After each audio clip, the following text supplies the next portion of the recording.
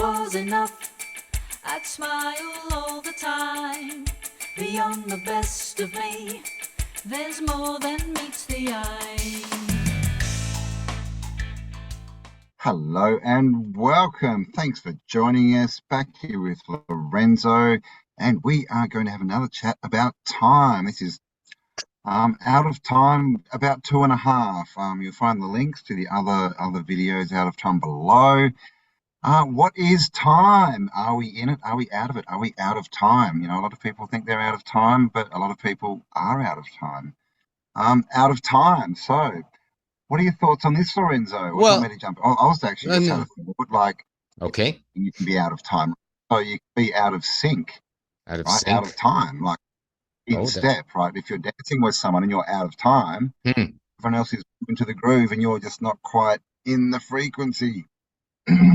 Well, like something I do want to bring up, Campbell's right, in the frequency, out of time, out of sync. What's really interesting that came up, and I can't take credit for this, is Unlisted did a video on time just recently and said, like, who invented time? Where did it come from? Who decided that a week was this long and a second was this long and an hour was this long? You know, people say it's attached to the planets and the circumstances and the moon and the sun moving, but, you know, we've all heard other theories of what's going on up there and in here, especially if you watch Campbell's channel and some of the other channels we've both recommended and watched over the years. So what is time? What is it equated to? How is it related to anything other than something that Campbell mentioned last time, which is what I've been sitting with, that we're emitting time, that, you know, we're choosing what our time is, what our actions are. So, you know, they say time is money, which is the ultimate misconception of the potential and the value of time. So really, to be out of time, maybe we have to first understand what is time. What is time? I've thought about this a lot. Like, how do you define a second? Where's the person where you go up to and you go, how long is a second? And they're like, that much. What does that even mean, right? Like, the only time there really is daytime, right? Like days, and then you can, you know, add them up into weeks if you want. But really, it's days, months, years. That's the only celestial time we have. But I was just thinking, it's very interesting because to me, time is a box. You know, we hear about the space time, that's a box. And what do they cut it up into, right? 60 seconds, 60 minutes. So you got the 6 there, right? And then we've got this, 6 going through the time 300, as well. 365 or 366 days, you know, in a year, supposedly. Exactly, 366, yeah. And a half. So this is all, and how do you have half a day in a year, right? How do you not have a full day? And this is the kind of crap they do, right? It's like, oh, a year is 365.23489 days, right? What does that even mean? Yeah, it doesn't mean anything. It's just chopping all this, you know, it's compartmentalizing everything, right? And basically it's all the time, as far as the hours, minutes, it's all about work, right? How much, you know, do they pay us for what amount of, you know, invented time? You know, and something that even was mentioned in this last video, and I'll put some links if I can find it below, is that, you know, since we mentioned 60 seconds, you know, in a minute, or 60 minutes in an hour, so the 666, and where do you get your time? And then he equated 6 to sex, which is interesting. 6, sex, they're very similar words, 6 and sex. And then you have time, you have sex, you're born, you come into this body, you know, you're in the meat suit, as you say, for most people before they get out of time. So you're given a certain amount of time through the system of sex, quite literally how we're all born, right? So then you get this time. And I almost wanted to call this video a canceling deaths contract, because maybe the time and the 6 that you get, where does it come from? I mean, you're out of time. When you run out of time, you're dead. The ultimate in running out of time, you know, the ultimate in being gifted, when you're born, you're given an amount of time. You're given this body that grows. And if you don't deal with it properly, it ages and eventually stops working and dies, like from all of us. So you're born into a system of entropic decline. So this contract you've made with death, let's say by being born even, right? Because everything that's born dies. So canceling death's contract. So what if somehow we were to equate time with death and sex and our ability to create and not create? I mean, it would really give some of the weight instead of, oh, my, $12 an hour, or, or you're getting $22 an hour, or 50, whatever people are doing, trading their time for money, which is, illusionary, or things which will go at the end when you're dead. But what if you gave your time the proper weight, its proper value, its proper perspective, and, as we talked about here, its proper origins, which would give you the feeling of, like, if you don't know where something comes from, like your history or your monetary system or your food or your water, like all these things, you turn the tap on, you get water, you go to the grocery store, someone hands you a chicken patty, you go to school and they tell you this is your history, which, I'm still blown away by the pictures Campbell showed of Toronto, where I was raised, when I saw the mud fields and the Tartarian buildings. And I'm going, wait a minute, from 1880, it seems like there was nobody here. Right? It was an empty place. So, like, how did we get here? What's going on? So before, I don't want to get into any arguments about our history. I don't really care. But what I noticed in all of this is everything is suspect. So even what we've been given as the potential historical value or origins of our time is probably bullshit. So how do you figure out the true value of these things, which is really the most important thing anyone's ever going to do? Because, not another second do you have, as they say, of time, with this gift, which is the most priceless of gifts we all get when we come here. Yeah, and the system steals time. Like, we know that time, time is not a constant, clearly, right? It goes shorter and faster, but it seems to go the slowest when you're wondering, right? Daydreaming. You can go into these daydreams that seem to be for an hour and you've done like 10 minutes, but when you're at work, you're not daydreaming, right? Like, your time is just and then you've got this, background thought of, I'm wasting my time, because most people don't want to be at their jobs, right? So, the whole system itself kind of devalues time, right? It changes the dynamic of it from this thing that we kind of control, to this sequential box, basically, that we have to fill up. Everything's mathematical now, right? They love the left brain, all this kind of stuff. But yeah, time. So, I mean, what are we doing with it? Are we emitting it? Time backwards is emit, just like, Back to the Future, right? Time travel movie. Dr. Emmett Brown, right? His name is time backwards. So, in that sense, like, when we date, if we weren't emitting time, it would be a constant, I would think, because, time is kind of our point of view on it, and we're the ones that make it slow down or speed up, really, by what we put our focus and our time into. So I think that we do emit time, and we get to use that how we want. And, are we even supposed to age? This is the whole thing about age. They put us in a box, like you said, we're born from, sex and all this kind of stuff. 6 and 666 obviously is all through time as well. Sex, yeah. Sex, and we know that, these people who think that they can rule us, they love that, right? They love their sex, they love writing it in the Disney movies in the sky and all this kind of stuff. So yeah, is that the trap? Because that also, sex is a physical thing, right? Like, it gets back to everything's physical. You're not an eternal being who's chosen to come down here for some time. You've been born into a body, and here's your time, and this is what you're going to do with it. And by the way, you only have this much time. I mean, how often have we heard, what's the average lifespan? Oh, people don't, people only live to 70. Really? Until you start reading history, then so I guess the question is, who's controlling your time? Like, who's on the meter? Is that you, or is that someone else? So I'm thinking something that really just came to me. So if the powers that be can print as much money as they want, which I've heard they can, and they make it all up as they go along. And so someone also said that a tax or taxes, or they're taking money away, is just their way of making it seem valuable, where it's not, right? Because if someone's trying to grab something from your pocket, you think it's worth something, even though it's worthless, right? So the government says you have to give, or we're going to raise this, or we're going to raise that. So indirectly, you're being told that what you have is finite, that what you have, is limited. It's a resource that there's not as much as there possibly could be of. And so by the government trying to put its hands in your pocket every few days with inflation, or using their money for whatever, they're telling you it's valuable for something that really has no value. Because if you can make as much as you want of something, it really has no value, right? If you can print money out of thin air, if they can print as many paper dollars as they want, and they just say, well, it's just a debt to pay. And, a debt to pay can literally go on forever. We all know that the debt ceiling supposedly of the American government has been raised 1,000 billion, 100 million times since I've been alive. Oh my goodness, they have to do this. Oh my goodness, we're almost out. And suddenly, magically, the next day, oh, we've agreed there's more. And that's been going on since I've been alive. So what if, what is the threat for you listening to the rules too? They want to put you in jail. They're going to take your time away, right? They're going to steal part of your life. Well, if you don't pay your taxes, we'll put you in jail for 5 years. If you're caught speeding 3 times, we'll put you in jail for 1 year. If you're tricky with this or you're tricky with that, and so there's always at the back of your mind, and what are all the movies about?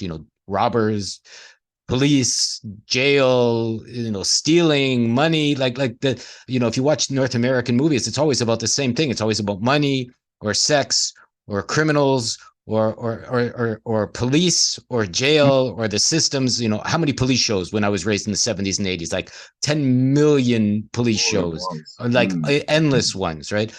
So they're trying to put this value on something that probably is not really there, right? So you're putting this value in having, let's say, limited money or limited time. And, the subcontext of what I wanted to call this particular chat is canceling death's contract. Like, what if you make this contract for time before you're here? What if you have unlimited resources and you are those unlimited resources and they're not really attached to, digital dollars or paper dollars? What also, if you do have, you take yourself out of time, we're going to tell this unlimited time. What if you're an immortal being, right? And you're coming here and you're playing this game of limited time by being born, by being into this body, so what if you dream or imagine or work your way out of this body? That's pretty much something I've been involved in for the last 30 years on a conscious level. Is I didn't like the limited aspects of schooling, as Campbell has said. I didn't like the limited aspects of work, as we've talked about many times. I haven't liked limited aspects of what's possible for my life and my imagination, my day-to-day. And I certainly don't like the limited aspects of what's told me about my life. Heaven's coming afterwards. Be a good boy now. Karma's coming to get you. It doesn't matter which of the religions you're supposedly listening to. It's like better life later, and everyone's going to get old and die eventually. That's just the way it goes. But what if it's all bullshit and backwards? Yeah. And what if you can cancel your contracts with money, your contracts with government, your contracts with your belief systems, and now canceling the ultimate of contracts, maybe your contract with time and death? Maybe that's something that's negotiable as well, I would say. What do you think? Yeah, I mean, definitely. I mean, if we look at the debt thing, I mean, I've always wondered, how can the biggest economies in the world be in debt? Like, who do they owe the money to? Like, it doesn't make logical sense, right? What? Because literally the biggest economies in the world are all in debt. To who? And debt, the poorest country? That doesn't what? So it's a complete. Yeah. It's just a complete mind warp, right? So same thing with time is, when you have to, to survive and pay the death pledge and all this kind of stuff, you have to give up 40 used to be 38 hours, right? But now most people, just to make it, and that was one person. Then it went to 2 people. Both parents have to work if you've got a family. Now it's like, oh, well, now you've got to work 40 hours, 50 hours, 60 hours a week or more. If you work for yourself, 100 hours, right? So it's this thing. So as you get up the ladder in their system, they want more of your time. So time to you becomes more precious. And they put this forward. That's why they get paid, $500,000 an hour, because I'm a politician and I'm so valuable. But this is all just a box, right, to make us think that we've got limited time. Because if we saw that as, well, I'm an eternal being, so even after this experience, I keep going, it's just all learning, then you've got unlimited time, right? You're not going to be saying, oh, I can't go away for the weekend and smell the roses. I have to do this work, right? You're going to be like, fuck you, work. I've put a week in, And so this is the thing. How do you want to use your time? Because in the end, that's the commodity, right? Really, that's the commodity. It's not really money. It's your time that they're playing with, and they're just linking it to money so that, like you said, it's lack, which is in sales. That's the first rule of sales, isn't it? Create lack. Create lack, or the fear of loss, this kind of thing, right? Or the sort of buy it now, like if you don't get it now, it'll be gone. that's literally how sales work. There's only And 3 left. Get them today, you know. Yeah. what they're doing. Yeah, exactly what they're doing with you at work. Like you've got to, if you work and give me more hours, you can get this, and then you'll get this, and then you'll go up the line, and woohoo, and or you'll miss out, right? You don't want to miss out on that job promotion. You don't want to miss out. You'll get a new house and rah rah rah, and then we sit there at home going, I just don't have the time to do it. I'd love to, but I just don't have the time. Well, you Debt. do. You've always got the time. What you're saying is, I'm choosing that putting my time here is more valuable, is what you're doing, which is devaluing your time with yourself. It's very strange, right? Yeah, isn't it interesting? Debt and death, very similar words. Debt and death. Almost they sound the same if you say them fast. Yeah. And I was just tax. thinking when you're talking about tax, what do they give you? They give you a tax. They're attacking you. A tax. Well, a tax is the toil, right? A toil is work. Work is a tax. It means it's basically pain, suffering, pain, right? It's all in the words, right? Tax to be taxed is like, oh my goodness, you're overtaxed. And if you're overtaxed, you're overtaxed in the heat, or you're overtaxed in your days, you're overtired, overtaxed. Basically, you're exhausted. And then what happens when you talk to old people? Always, oh, I'm tired. I'm so tired. I'm too tired. You want to do something this weekend? I'm too tired. You want to do something new? I'm so tired. Like so both parents are tired. Both parents are taxed. And what Campbell said, which is interesting, and I do want to reiterate in this chat, everything we're chatting about or talking about is in a practical level, right? So yes, you're an immortal being, right? Yes, you have unlimited time. Yes, they're telling you have less time, but you can't just say, well, I'm an immortal being, I have unlimited time, so I can indulge my energy, right? Because maybe your time is attached to your energy resources, right? So you're born, let's say, with a full cup of juice or a full cup of energy, a full battery in this, meat suit body, what have you, and you spend your energy. Right. So how do you spend your energy? Maybe if you indulge in too much, let's say alcohol or drugs or food, you get tired, or if you work too much, you're spending your energy. But maybe there's the opposite of gaining energy, right? Like you become a perpetual energy machine by using your imagination, dreaming better. Like we all know, we go out and walk in a forest, we go play, you go, I don't know what happened. I was tired when I started. Now I could go on forever, right? I feel rejuvenated, right? I had some fun, and suddenly my power is higher and I'm rejuvenated. And you go to work at the end of the week, you're, oh my goodness, I'm so happy that's over. I could barely keep my eyes open. So maybe if you were to equate your time with your power, with your energy, with your desires, with something that gives you energy, which builds up your power, which builds up your desires to make a better life, whatever that is, to go into your heart and see what that wants to do and create a lovely life.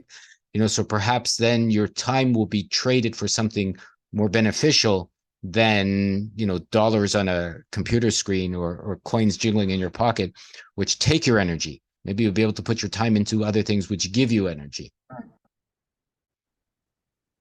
Well, this is exactly right. Like time, like when people work, I mean, we know, right? They get home, like, I'm just too tired to do anything. So what are they doing? They're putting all their attention and focus on what they don't want to be doing, on where they don't want to be. And when it's time for them, they don't have the time, or this is what they tell themselves, right? I'm so tired because they've been driving around in cars, right? Tired.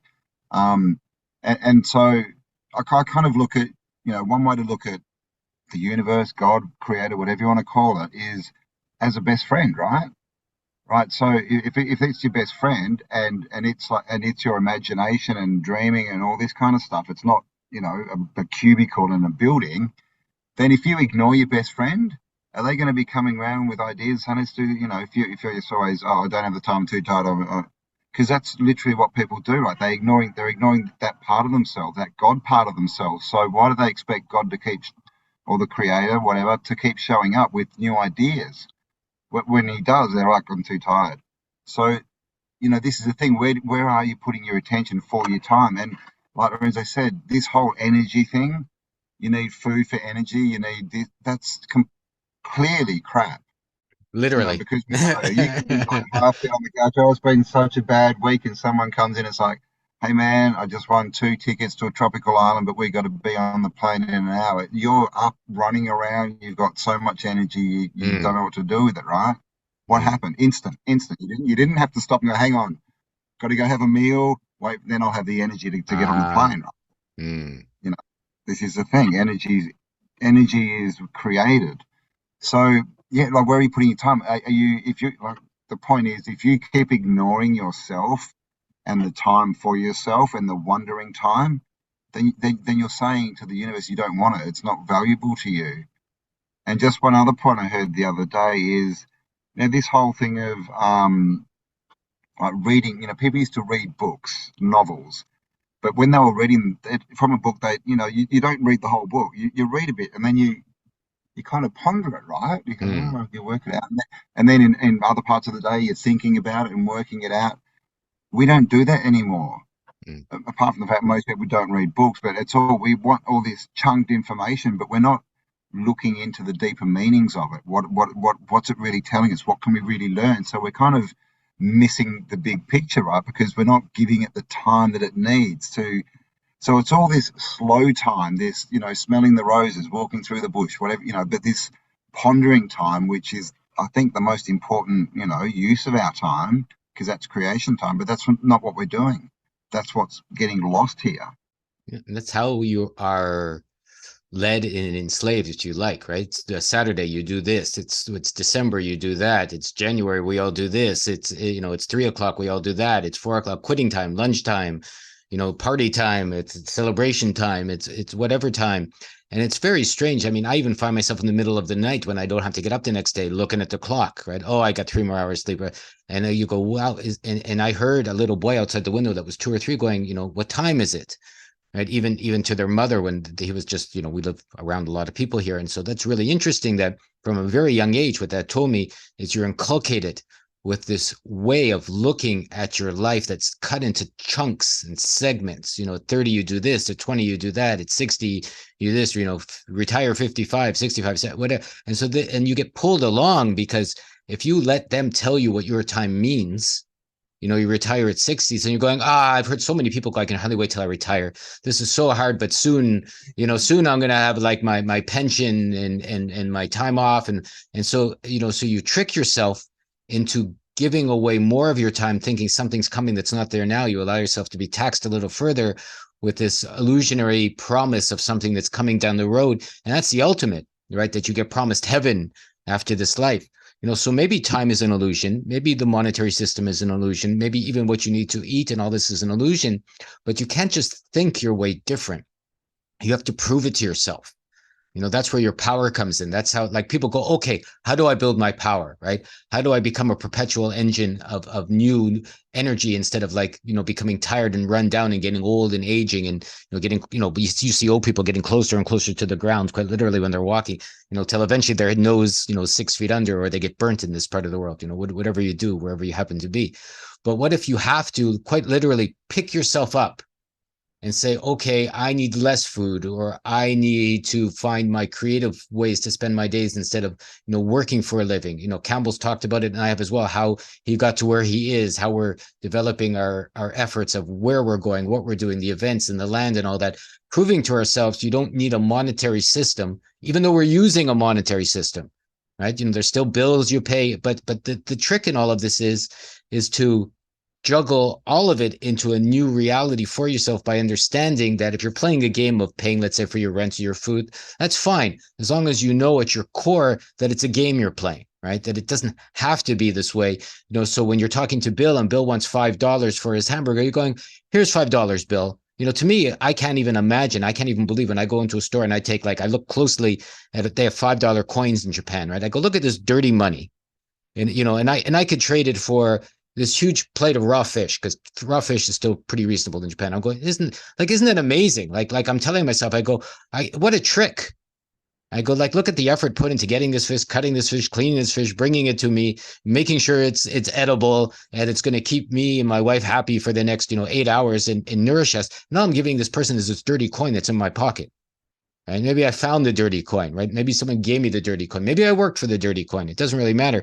But, I see the magic. I go, what? So you imagine the monsters that they trick you for your shiny energy, your shiny money, and you trade it for this, you trade this priceless even the fish is priceless. It was a life and it's giving you energy to be alive, and you're trading it for this dirty piece of whatever. It's got some weird old guy's face on the back, or some old queen's dead picture, or I don't know what they did, or somebody that supposedly did something at some point, which is probably bullshit anyways. So, you start to look at this and you start to see, maybe you're using money, but you start to put things in their proper value. You start to see it was a promise made that you could trade this for this, and who made this promise, and where did these promises go back to? And maybe you can, we talked at the beginning, like canceling death's contract, canceling your promise with time. Maybe you really have to go back and see the promises you've made to yourself about what your time is, how you value your time, what your life is supposed to be about, and you have to reimagine your own promises to yourself. Right. So if you want to get out of time, you have to see how you put yourself into time, because we're calling this. So how did you put yourself into time? How have you put yourself out of time? And how can you change your relationship to time? And so that maybe you can change your relationship to life and your life force and yourself. Maybe you get to choose again through your actions. Yeah, exactly. This is the thing. And with time, I understand, people are in jobs still, and you need to live, clearly, we're in a society where we do need those shiny coins, unless we've set something up, if we're in that system. But that doesn't mean you have to stay there, because Lorenzo kind of touched on it. You hear all these people, it's just like, it's like they hit a point, like when they hit halfway, like, to retirement, they'll be in their 40s, and it's like, well, only 20 years to retirement. I've just got to stick it out another 20. I've already done 30, but just another 20 and I'll be there. But this is the thing, like in those 20 years, you could spend 5 years doing something on the side or less, just when you get home, get excited about something. Because if you've got something to get excited about when you get home, that's not, put on the TV and have a beer or whatever. If you're like, well, I'm whatever, right? I'm growing plants, or I'm building machinery, or I'm, writing a book. And all you need to do is allocate that time to yourself when you've got it. And you'll find that soon you can then put more time, because you're focusing on your time, on you time, you'll get more of it. The universe will go, oh, you want more of this? Okay. And you'll start to see that the job becomes less valuable, because I know someone who's got a lot of land, and they've been on this land for 10 years. And I think they might have a few chickens now. They don't have a vegetable garden in. This after 10 years, right? They're both working, and they're saying just 10 more years, and then we can retire, and then we will get into the land. Now, they've got the land already. Now, so if they spend even just their weekends and, half an hour at night on gardens and chooks and things, then they could get rid of their shopping bill. They wouldn't have to work as much now. And this is the thing, right? Because they're focusing on what they want, but they've decided to give all their time to the system, because they believe that, the little, green notes and the shiny face coins are where the value is. The value is your time. That's where the value is. So if you can replace, the shiny coin with other types of value, then you don't need their trinkets as much. And this is the thing, as far as money is just value. You don't have to, I don't think of money as far as dollars and coins anymore. Sometimes it's dollars and coins, sometimes it's not. It's just an exchange of value. Yeah. I've you've heard some of my stories. I wanted to live on land in the country. I'm doing it. It hasn't cost me a cent. I'm looking around for houses. Like, winter's coming, I'm in a tent, and it's going to take me a long time to build what I want to build. And I'm like, oh, well, I'm going to say now someone literally gave me a dome house, right? Didn't cost me a cent, but these things happen because of value that I had been giving out, because, these are people who watch my videos and enjoy my content. So I've been putting out value, but I wasn't putting out value like, okay, I'm going to make 4 videos and then someone's going to give me a dome. It's not like I'm just giving it out. You just give out your value, and the universe will go, cool, I'll give you some back. This is how it works. But if you chunk everything down to, oh yeah, mate, I can help you for 3 hours and it'll cost you $100. Well, that's putting yourself in a box. That's all you can ever get. Is the universe go, okay, you want 100? There's your $100. That's it. You don't get any more.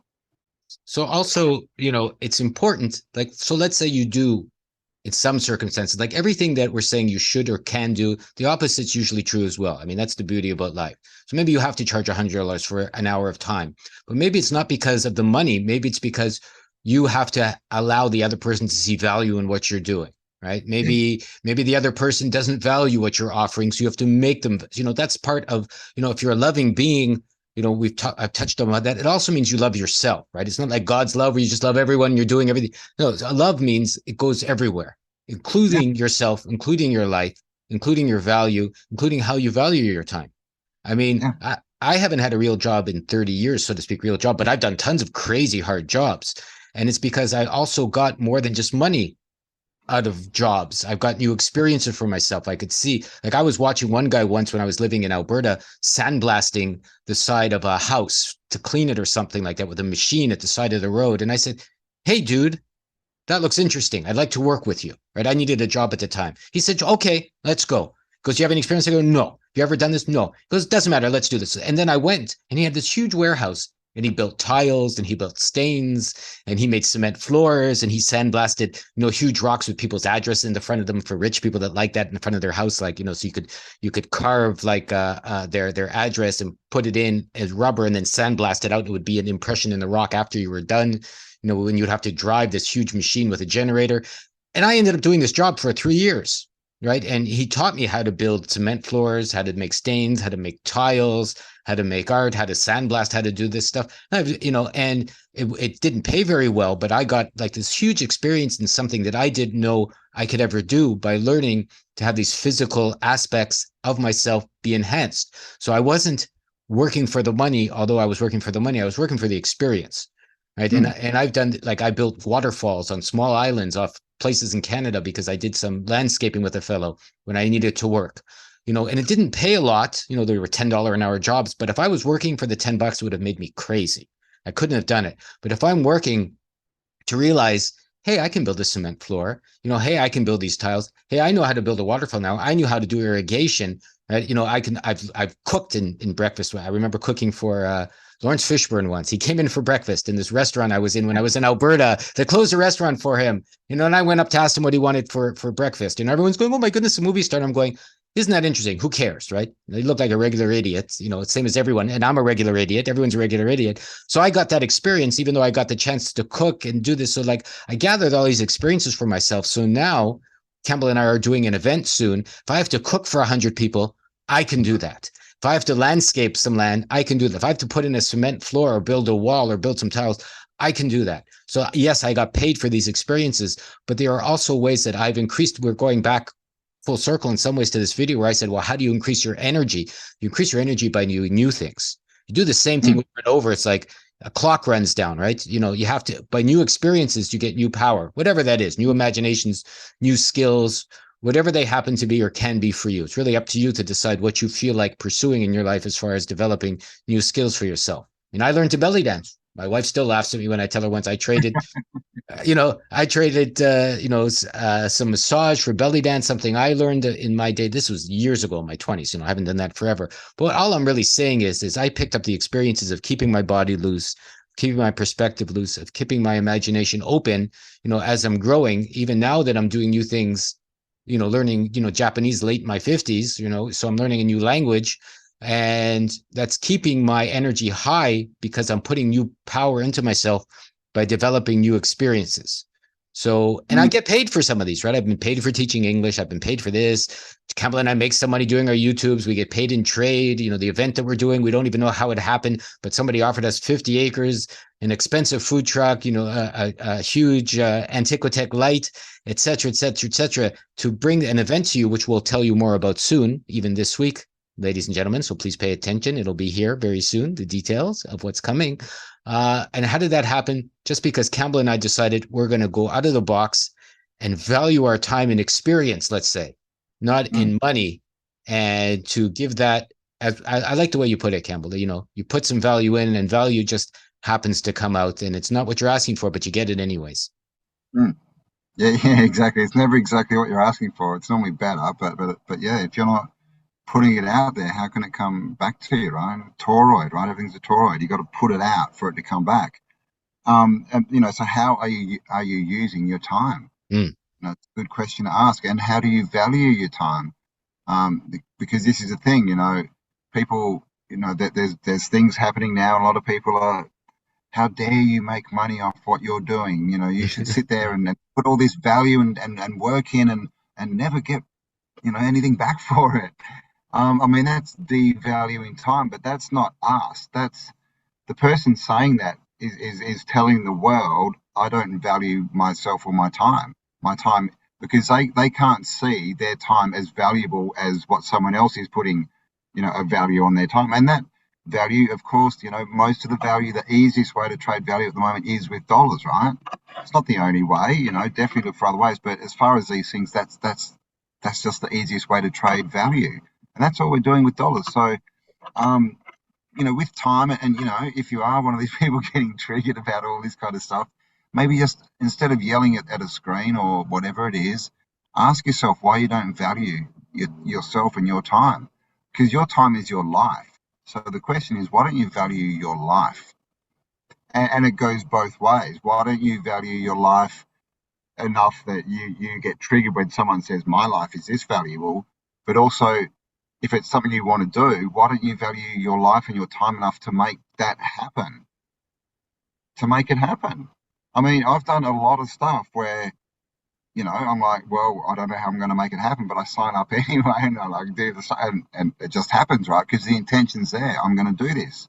And that's the thing. And I've spent lots of money on things, and with just the knowledge, well, that's going to come back to me. That's value I've put out. It's going to come back to me. So nothing's, everything's reciprocal. Time, value, it's all a cycle, right, that needs to flow. As soon as we chomp that into give and take, it all breaks down. We devalue ourselves.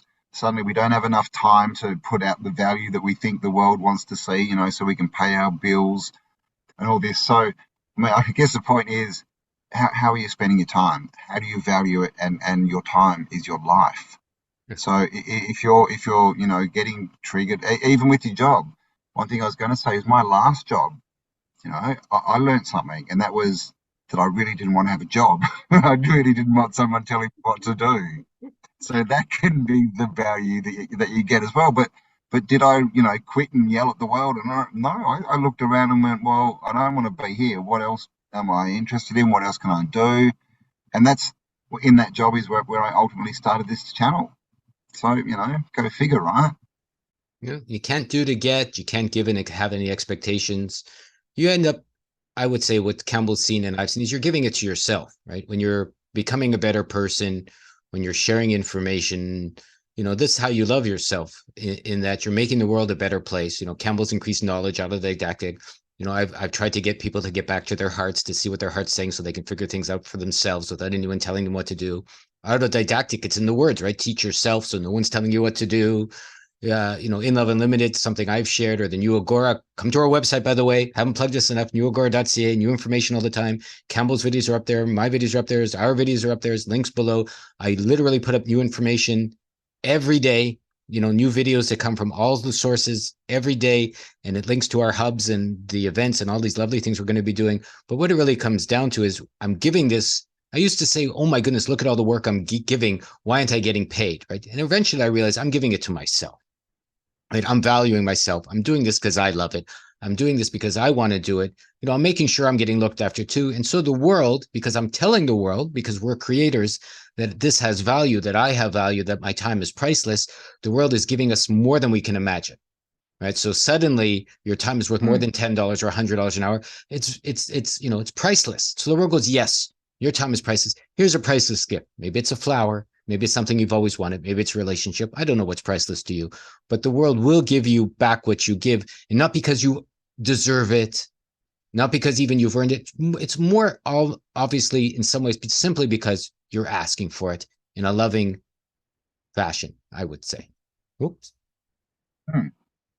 Yeah, I agree. It's just putting it out there from a perspective of you're valuable enough to receive it, right? You're good enough to, and it's got nothing to do with being better or worse than anyone. It's just like, yep, I'm worthy of this, so I'm going to ask for it, and then it comes. As soon as you're not worthy, it's like, oh, I want a Porsche just because I'm that rich bastard gets a Porsche.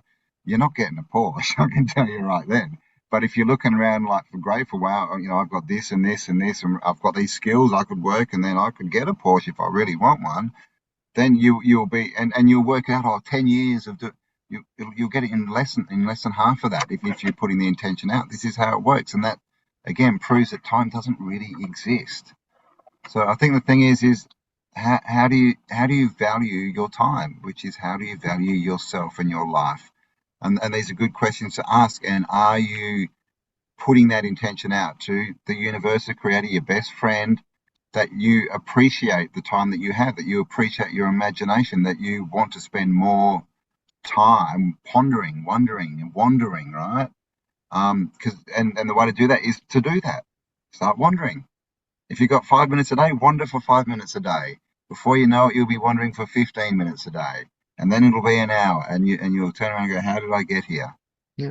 And then you'll remember it was you. Get up a half an hour early, stay up a half an hour later, whatever, take half the time for lunch, whatever it takes. Whatever it takes. You can always find the time, to make time for your life, for your wonder. It's a good way to put it. Maybe we'll call this video Time's True Value. The topic's gone along, but your priceless time, and figure it out, what it means for you. Put it to work. If you don't like it, change it. Don't complain. Don't blame. Worst things you could possibly do, because you're giving your power away, and see what you need to do for yourself as you move forward in your life. Indeed. It's all up to you, and it's all within you. So put it out there, I guess. There you go. You are the master of time, right? Oh, the master time lords. Oh, maybe we'll call it the master of time. Maybe I love it how these things could, the master of time. Either way, beautiful. Be a master of time. This is amazing. Maybe we've come to the end of our time on this particular chat. It seems we may have. Yes, we have. So to master time, be the master of time. All right. Okay. Mastering time. We'll get this out. I'll put it up soon. It'll be on my channel, then Campbell's channel, then all around and everywhere else. Please like and subscribe. We'll leave our links below. Freedom's calling you. 2-for-1 special for the summer. Bring a friend. It's full price, but bring a friend, so I guess you guys can shake hands and pay half each and figure it out. Join our course. Whatever works for you. We have links below to lovely products and services and all those things. If you don't want to give us a penny, you also don't have to. This will be free. I guess you just need an internet connection. You got to pay someone for that, or borrow one in the library, to watch the video anyway. So somehow you're putting some energy into being here. Maybe you had to buy a computer or a phone, but in some ways you got to pay for everything one way or the other in this crazy world. Today, but they like this, but they don't want to admit that they've given Bill Gates money to be watching us. Yeah, I know. You've had to give Bill Gates money, or if you're in Canada, you get, there's only 2 ways to get internet, and they're both from the monsters that be. There's, I guess, Bell or I don't even know anymore. I haven't lived in Canada for so long. But either way, you got to pay something to be something. Nothing's free and everything's free. Work it out for yourself, be free. And we love you all very much. So yes, we do. So yes, give us a link, all that. Give us a link below. Give us a like, subscribe, comment, all that kind of stuff. And we will be back every Friday. We'll be doing a live. So catch us then 7 a.m. Australian Eastern Time. Don't know what that is anywhere else. 6 a.m. in Japan, awesome. And then I think it's 2 p.m. Pacific time the day before. There you go, 5 p.m. Eastern. I figured it out since we're working in lots of time zones. So we'll see you then. It'll be on Campbell's channel, the live thumb, as we get it put together. And if anybody has any questions, suggestions, all intelligent participations, and I'll underline intelligent participations and suggestions are welcome. Yes, or you can send us hate mail and we'll ignore you. All right, bye for now, everyone. We'll leave it at that, and we'll see you soon. If self was enough, I'd smile all the time. Beyond the best of me, there's more than meets the eye.